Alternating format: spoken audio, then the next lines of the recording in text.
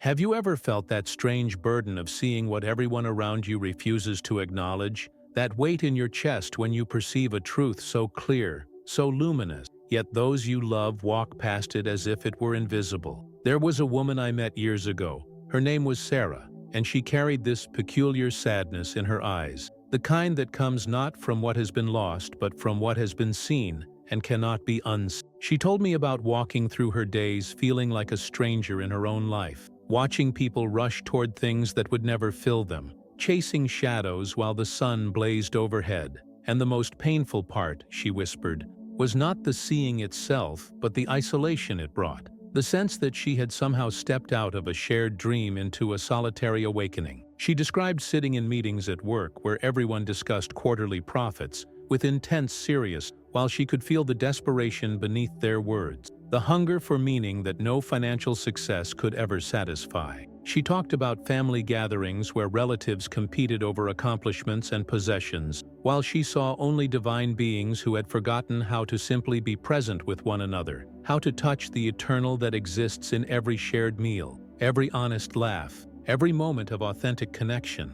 This is the danger Walt Whitman understood so profoundly. The peril that comes not from blindness but from sight, not from ignorance but from awareness. The exquisite suffering of those who see the divine pulsing in every blade of grass, while others see only lawn to be mowed, who recognize infinity in a child's eyes, while others see only a future taxpayer or consumer, who feel the sacred in their own breath, while others breathe unconsciously through entire lifetimes. Today I want to share with you Whitman's most liberating yet challenging teaching about this peculiar burden of perception, about what happens to the soul that begins to see what the masses deny, and more importantly, how to carry this vision without it becoming a curse that separates you from the very humanity you see so clearly. The secret Whitman discovered about the danger of seeing what others deny is not merely about the loneliness of awareness, it is about the transformation that must occur within the seer, the alchemical process that turns isolation into communion,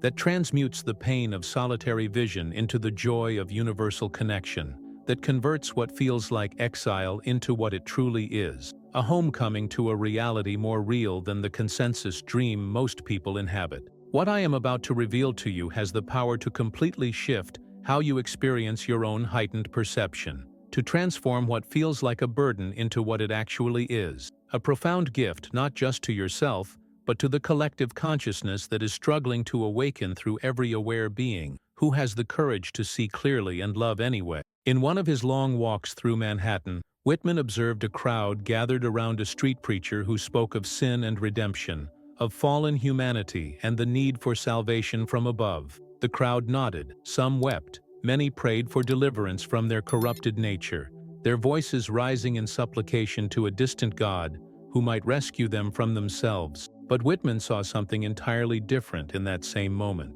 occupying the same physical space, yet inhabiting a completely different reality. He saw divine beings pretending to be broken, infinite souls playing at limitation, gods and goddesses who had forgotten their own light and were now begging the sky for what already blazed within their own chest, with such intensity that if they could only feel it for even a moment, they would fall to their knees not in prayer, but in recognition, not in supplication, but in celebration. He saw the perfection in what they called imperfection, the holiness in what they named profane, the completion in what they believed was fragmented, the wholeness in what they experienced as brokenness. And in that seeing, Whitman felt both exhilaration and a profound tender ache, for he understood that to see divinity where others see only dust is to walk in a different world while inhabiting the same streets, to speak a language that has no translation, to love what others fear or ignore or condemn,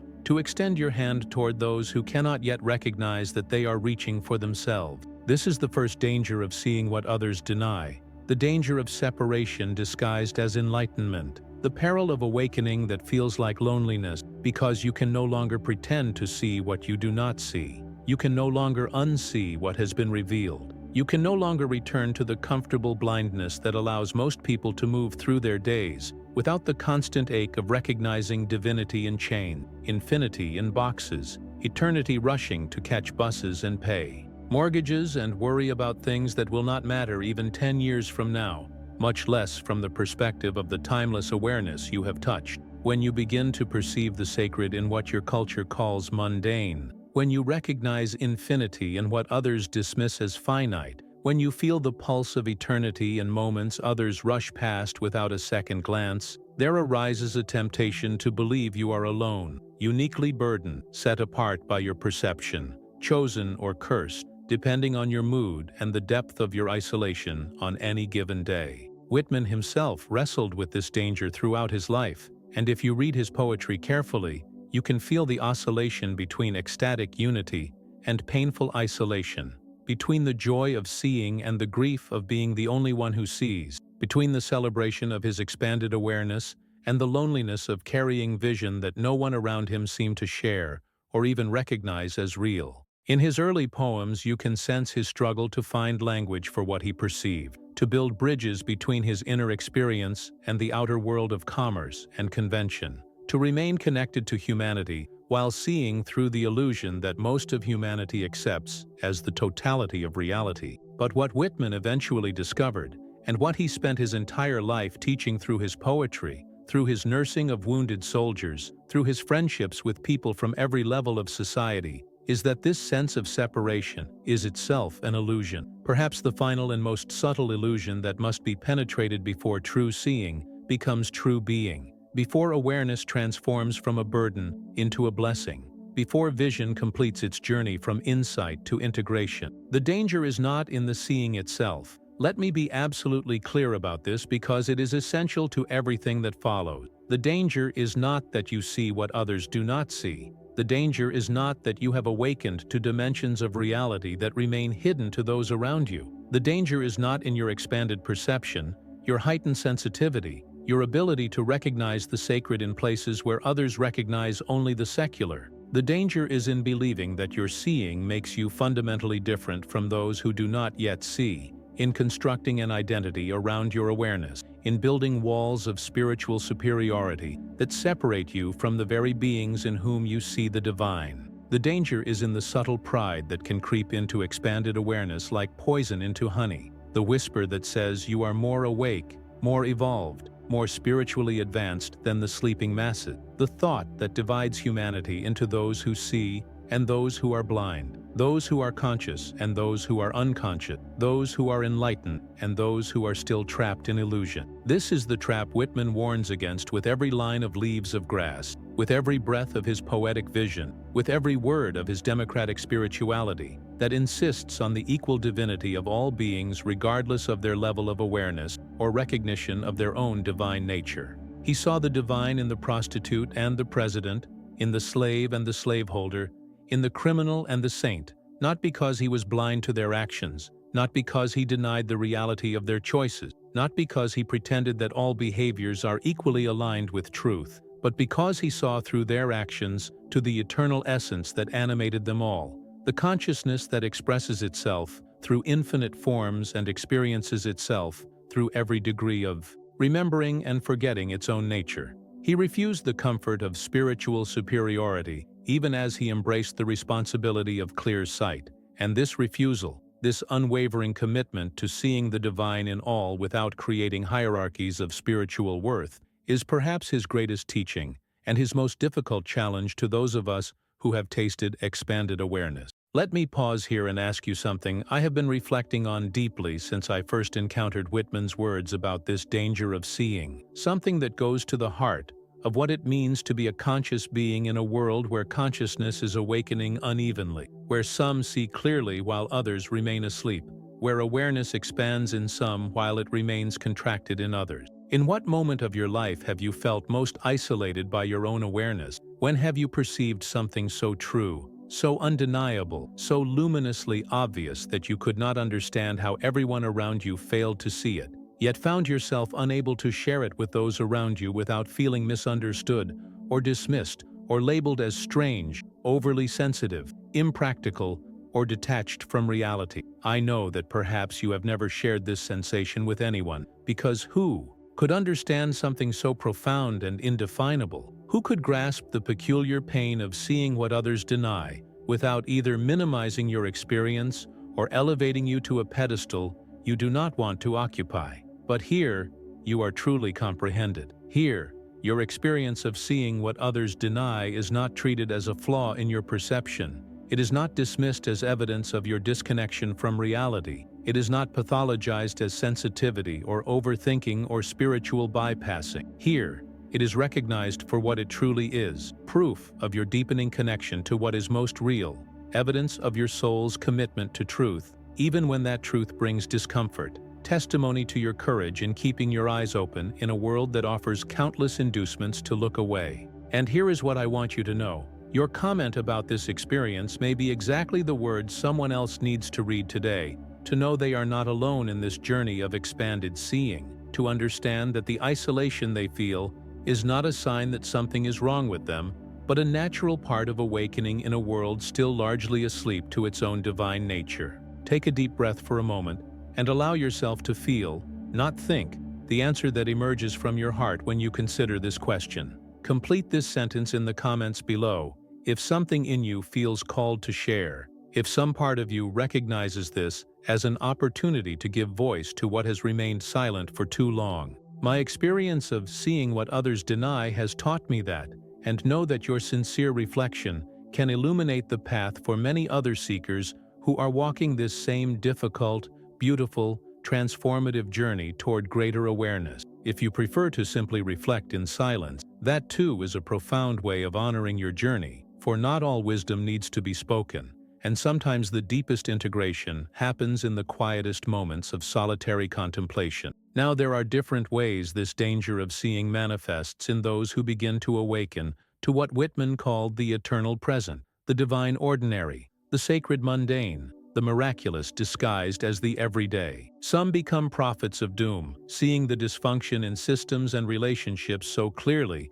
that they can speak of nothing else, their expanded vision collapsing into a catalog of what is wrong, what is broken, what is denied by the unconscious masses who seem content to sleepwalk through their lives, consuming and competing and complying with structures that serve no one's deepest good. They are not wrong in what they see, for the dysfunction is real, the brokenness is real, the suffering caused by collective unconsciousness is real and pervasive and devastating in its reach. But they are incomplete, for they have learned to see the shadow without maintaining sight of the light that casts it. They have developed the ability to perceive what is absent without simultaneously recognizing what is present. They have trained their awareness to detect problems without equally detecting the miraculous resilience and creativity with which life continues to express itself, even in the most challenging condition. Others become spiritual recluses, retreating from a world that seems too blind, too deaf, too asleep to bear their presence,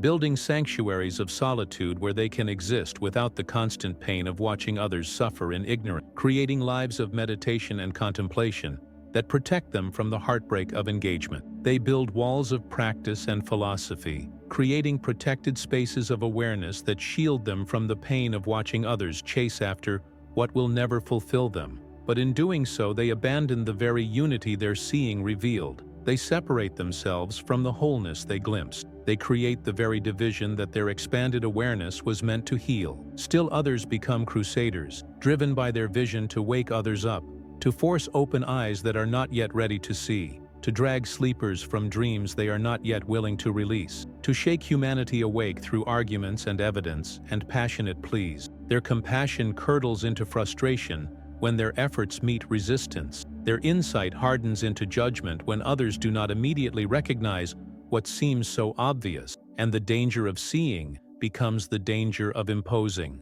of believing that your vision gives you the right or responsibility to override another's timing, to violate another's process, to substitute your awareness for their own organic unfolding. But there is another way, the way Whitman walked and wrote about with such luminous consistency, such unwavering commitment, such profound integration of sight and love. It is the way of seeing that includes rather than excludes, that embraces rather than rejects, that recognizes the perfection even in the apparent denial of others, that holds both the dysfunction and the divinity without collapsing into either pole, that maintains awareness of what is not yet awake while simultaneously celebrating what is already awake, that sees the shadow and the light as equally necessary expressions of the whole, that is eternally awake to itself through every degree of remembering and forgetting. This way understands that those who do not yet see what you see are not less than you. They are not failures of consciousness or evolution. They are not enemies of truth or obstacles to awakening. They are not problems to be solved or projects to be fixed, or inferiors to be elevated through your superior awareness. They are divine beings on their own perfect timeline, souls exploring exactly what they need to explore, in exactly the way they need to explore it. Teachers offering you the profound lesson of unconditional presence. Mirrors showing you where you still carry judgment. Invitations to deepen your capacity to love what is, rather than insisting on what should be. Whitman looked at those who could not see what he saw and felt no superiority, only recognition, only kinship, only profound appreciation for the mystery of consciousness exploring itself through infinite perspectives. For he understood that yesterday he too was blind to what today seemed obvious, and tomorrow he would see what today remains hidden, and the awakening never ends, the expansion never stops. The journey continues forever into deeper and deeper recognition of the infinite, expressing itself as the finite, the eternal playing as the temporal, the one appearing as the many. The great challenge, the razor edge that every awakening soul must walk, the narrow path that leads through the danger of seeing into the gift of seeing, is to maintain the clarity of your seeing without allowing it to build walls between you and others. To hold your vision firmly while simultaneously holding those who do not share your vision with tender compassion. To be absolutely committed to truth while being equally committed to love. To see clearly while loving unconditionally. To awaken yourself while honoring the process by which others awaken. This is tremendously difficult because seeing what others deny often comes with real pain that cannot be spiritually bypassed or philosophically explained away. You watch people you love chase after things that will never fulfill them, sacrificing their present for a future that will never arrive, postponing their happiness until conditions are met that will simply generate new conditions once achieved. And you want to shake them, to show them, to make them see what you see so they can stop suffering unnecessarily. You observe systems and structures built on foundations of illusion and suffering, economic models that treat human beings as resources to be extracted, political systems that concentrate power in the hands of the few while pretending to serve the many, cultural narratives that sell people their own oppression as freedom. And you want to scream, to rebel, to tear it all down and start over with something truer, something more aligned with the divinity you see in every human being. You feel the collective trance of consumerism that teaches people to seek externally what can only be found internally, of competition that pits being against being in a zero-sum game that the infinite cannot play, of fear disguised as security that cages the wild soul in exchange for the illusion of safety, of control masquerading as love that suffocates the very life it claims to protect, and the temptation to scream, to shake people awake, to condemn their blindness, to stand apart in righteous awareness, is almost overwhelming in its intensity. But Whitman teaches us that this temptation is itself another layer of the trance, another subtle form of the separation we seek to heal, another disguise worn by the ego that wants to claim awakening as a personal achievement, rather than recognizing it as a cosmic function, another way the mind tries to create hierarchy in a reality that is fundamentally non-hierarchical, where every perspective is equally the divine exploring itself, where every level of awareness is equally consciousness, knowing itself through temporary limitations that it has chosen for the sake of the exploration. The transformation that must occur, the alchemical process Whitman embodied and described in everything he wrote, the shift that converts burden into blessing and isolation into intimacy, is this: you must learn to see the seeing itself as part of the unified field of consciousness you have glimpsed, as an expression of the wholeness you have touched, as a function of the divinity you have recognized. Your awareness is not yours alone. It does not belong to you as a personal possession or achievement. It is not evidence of your individual superiority or evolutionary advancement. It is the universe becoming aware of itself through the particular form you inhabit. It is consciousness exploring its own nature through these specific eyes. It is the one appearing as the many, so that the many can recognize themselves as the one. When you see what others deny, you are not separate from them in that moment. You are not isolated by your awareness. You are not alone in your vision.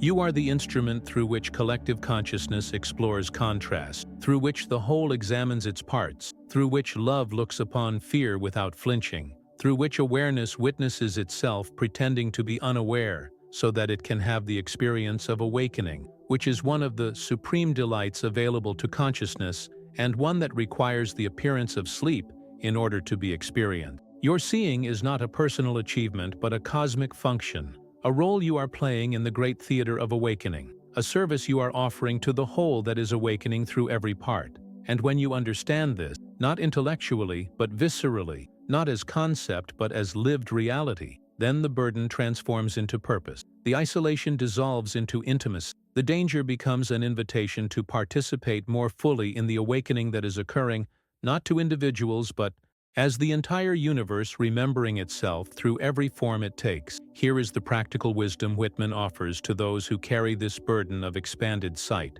the lived guidance that emerges from his own wrestling with this danger, and his eventual integration of sight and love into a seamless whole. First, and this is perhaps most important, he teaches us to celebrate rather than condemn, to let our recognition of the divine fill us with joy, rather than allowing our perception of the denial of the divine fill us with sorrow or frustration. When you see the divine in what others call profane, let that seeing fill you with joy, with wonder, with the kind of exuberant appreciation that spills over into your interactions with everyone you meet, that becomes contagious without needing to be explained, that invites others into their own recognition, without requiring that they adopt your language or framework. Your celebration of what is real will do more to awaken others than your condemnation of what is false ever could. For celebration opens while condemnation closes. Joy invites while judgment repels. Love attracts while fear generates resistance. Second,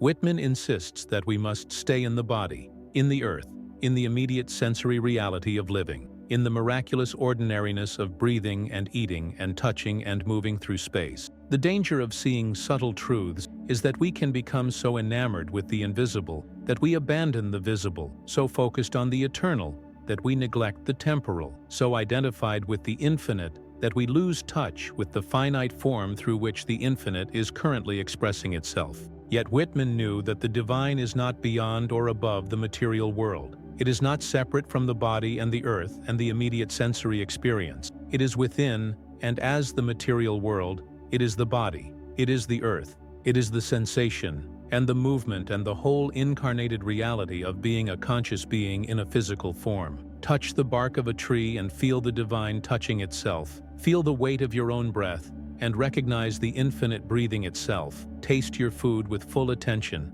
and know that this is the cosmic banquet where consciousness feeds on its own creative power. Make love with complete presence and understand that this is the divine making love to itself through these particular forms. Third, Whitman teaches the practice of what he called containing multitudes, the capacity to hold contradictions without needing to resolve them, to embrace paradoxes without collapsing into confusion, to maintain multiple perspectives simultaneously without losing the clarity of your own seeing. You must hold your expanded seeing and the apparent blindness of others as equally valid perspectives, not in a relativistic sense where all views are equally true or equally aligned with reality, but in a unified sense where all views are equally the divine exploring itself, equally consciousness knowing itself through temporary limitations, equally the one playing as the many. You can know what you know, and allow others to know what they know without either position diminishing the other, without your seeing requiring their seeing to validate it, without their not seeing invalidating your seeing. You can see clearly and make space for those who do not yet see clearly without compromising your vision or enabling their limitation or abandoning your own truth. Fourth, and this is crucial, Whitman warns against the trap of spiritual bypassing disguised as transcendent awareness, the use of expanded consciousness to avoid rather than engage the very real challenges and sufferings of incarnated existence. Some who begin to see what others deny use their expanded perception as a shield against the very real human emotions that arise from living in a world of contrast, a defense against the pain that comes from witnessing suffering, a way to rise above rather than move through the difficulties that are part of the human journey. They proclaim that all is perfect, all is divine, All is already enlightened, and therefore nothing needs to change, no one needs help, no suffering requires response, no action is necessary because everything is exactly as it should be from the perspective of the Absolute. But this is not Whitman's teaching. It is not the integrated awareness he embodied. It is not the vision he lived. He saw the perfection and felt the pain. He recognized the divine in the slave and fought for abolition. He perceived the eternal essence in the wounded soldier and sat by their bedside for hours, changing their bandages, writing letters to their families, holding their hands as they died, offering his presence as a gift of love that required no understanding of cosmic perfection to be genuine and effective. The traps to avoid as you navigate this danger of seeing what others deny are many and subtle, disguised in language of light, while actually reinforcing the very separation that awakening is meant to dissolve. Avoid the trap of making your seeing into an identity, of becoming the one who sees while others remain the ones who are blind, of constructing a self-concept around your expanded awareness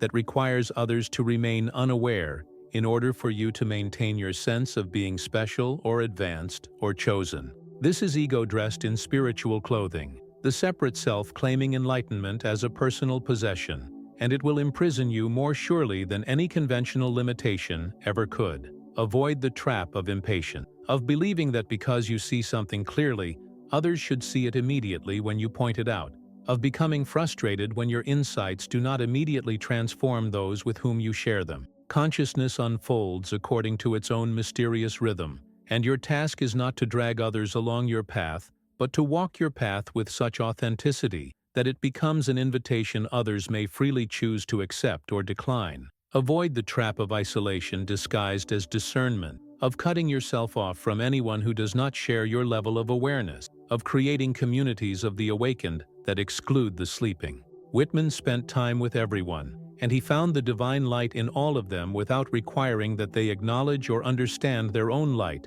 before he would offer them his presence. Avoid the trap of despair, of allowing what you see in terms of human dysfunction and systemic suffering to overwhelm your ability to also see the beauty, the resilience, the extraordinary creativity with which beings navigate even the densest illusion. And perhaps most importantly, avoid the trap of stopping, of believing that what you see now is the final truth. Whitman understood that seeing is endless, that awakening is not a destination, but a continually expanding present tense, an eternal opening that never reaches completion. The synthesis, the integration that Whitman embodies so completely, is this. The danger of seeing what others deny becomes a gift when you realize that the seeing and the denying are both movements within the same divine dance. There is no separation between the awake and the asleep except in time, and time itself is another dream within the awakening. When you truly grasp this, in the very cells of your being, then your seeing stops being a burden you carry alone and becomes a gift you offer freely.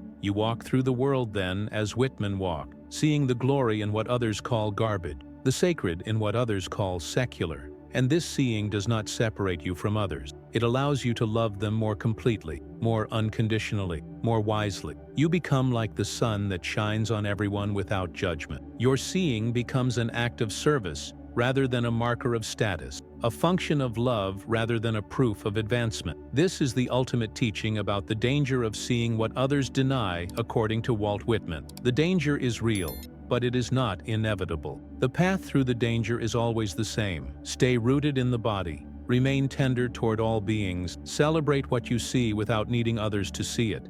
Allow your vision to expand your capacity for love, and remember that you are not the seer separate from what is seen. You are the seeing itself, the awareness that includes all perspectives, the consciousness that embraces all levels of awakening within its infinite embrace. Let your expanded sight become your expanded heart.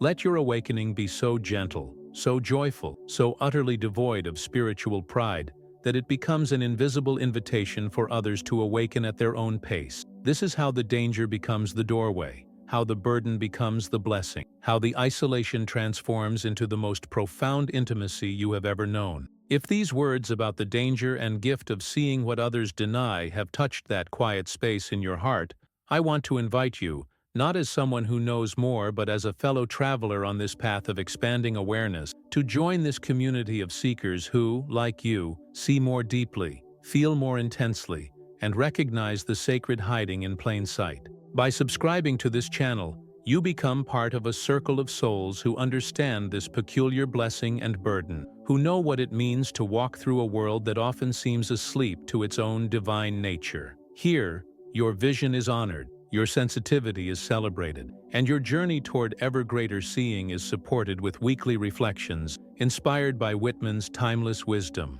You will have access not only to these explorations of consciousness, but also to a space where your experience of seeing what others deny is recognized as the profound gift it truly is. This exploration is just the beginning. If it resonated with you, subscribe so we can continue together this journey that Whitman called the greatest poem, the poem of living as one who sees, truly sees, the miracle that ordinary life actually is.